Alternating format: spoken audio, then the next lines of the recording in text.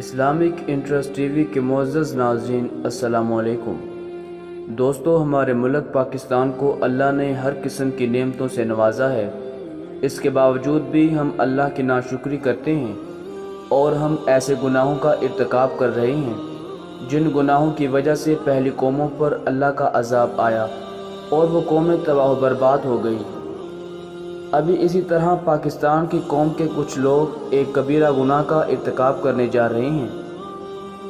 دوستو، ہمیں اس گناہ کو روکنے کے لیے مل کر قدم اٹھانا ہوگا اور جلد سے جلد اس کی روک تھام کے لیے بندوبست کرنا ہوگا، ورنہ یہ نہ ہو کہ ہم بھی پہلی قوموں کی طرح تباہ و برباد ہو جائیں۔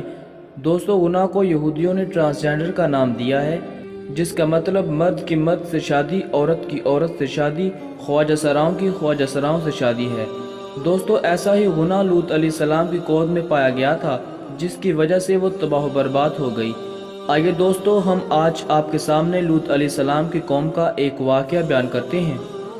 جس وقت پوری قوم اللہ کے نبی ابراہیم علیہ السلام کے خلاف اٹھ کھڑی ہوئی، ان کو آگ میں ڈال دیا گیا، پھر ان کو جلا وطن کر دیا گیا، تو اس وقت ایک اور نبی حضرت لوط علیہ السلام آپ کی گواہی دینے لگے۔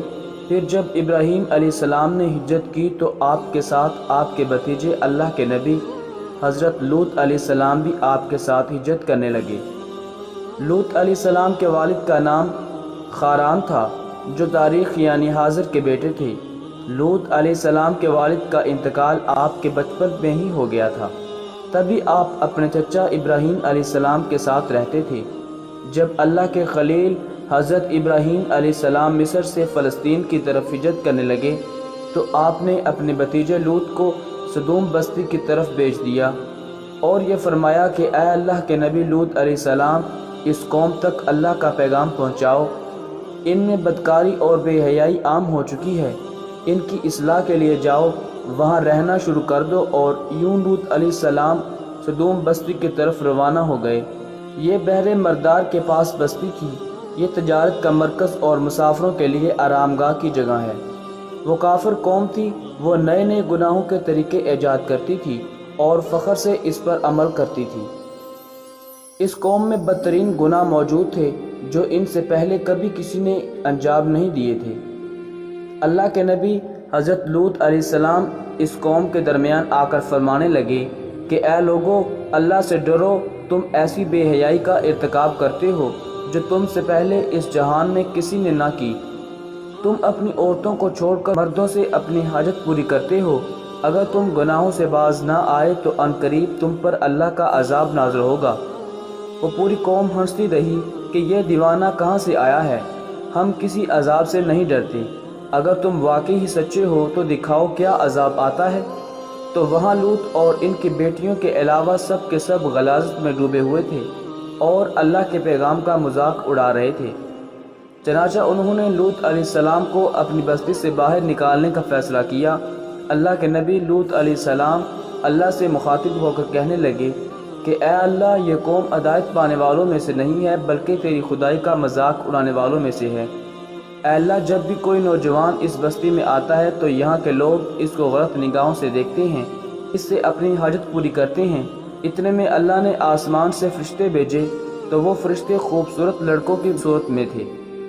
وہ جیسے ہی لوط علیہ السلام کے گھر آئے تو اللہ کے نبی لوط علیہ السلام گھبرانے لگے کہ یہاں کے لوگ ان کے ساتھ بھی وہی سلوک نہ کریں جو ان سے پہلے لڑکوں کے ساتھ کرتے تھے۔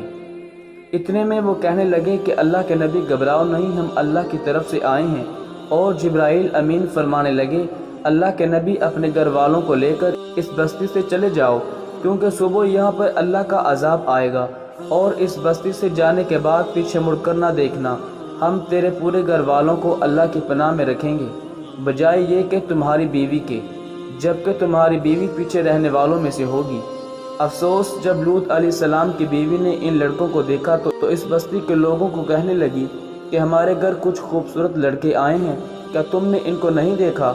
ان کے جیسا تم لوگوں نے پہلے کبھی نہیں پایا ہوگا۔ اتنے میں بستی کے کچھ لوگ لوط علیہ السلام کے گھر پہنچے۔ حضرت جبرائیل امین نے ان کو ایسی ضرب لگائی کہ وہ تمام کے تمام مودے ہو گئے اور واپس جانے لگے، اور زور سے دھمکیاں دینے لگے کہ اے لوط، ہم تم سے کل ملیں گے، تو بس ناظرین، جیسے لوط علیہ السلام اپنے گھر والوں کے ساتھ اس بستی سے باہر نکلتے ہیں تو جبرائیل امین بستی کو اکھاڑ کر آسمانوں کی طرف بلند کرتا ہے، پھر زمین کی طرف الٹا کر دے مارتا ہے اور آسمانوں سے اللہ کا عذاب برسنے لگتا ہے۔ آسمان سے آگ اور پتھر ایسے برستے ہیں کہ ہر ایک انسان چیخ اٹھتا ہے، اور آواز جب لوط علیہ السلام کی بیوی نے سنی جو ان کے ساتھ چل رہی تھی، اتنے میں آسمان سے ایک پتھر آیا اور لوط علیہ السلام کی بیوی کو لگا، اور وہ بھی ان لوگوں میں شامل ہو کر فنا ہو گئی۔ دوستو، آج بھی لوط علیہ السلام کی قوم پر جو عذاب آیا تھا، اس کے نشانات موجود ہیں تاکہ لوگ غور و فکر کریں۔ اس لیے دوستو، ہمیں ٹرانسجینڈر کے خلاف جلد سے جلد قدم اٹھانا ہوگا تاکہ ہم بھی اس گناہ سے بچ سکیں۔ یہ نہ ہو کہ ہم پر بھی اللہ کا عذاب آئے اور ہم بھی تباہ و برباد ہو جائیں۔ دوستو، امید کرتے ہیں کہ آپ کو ہماری آج کی یہ کاوش پسند آئی ہوگی۔ آپ سے اگلی ویڈیو میں ملیں گے، تب تک کے لیے اللہ حافظ۔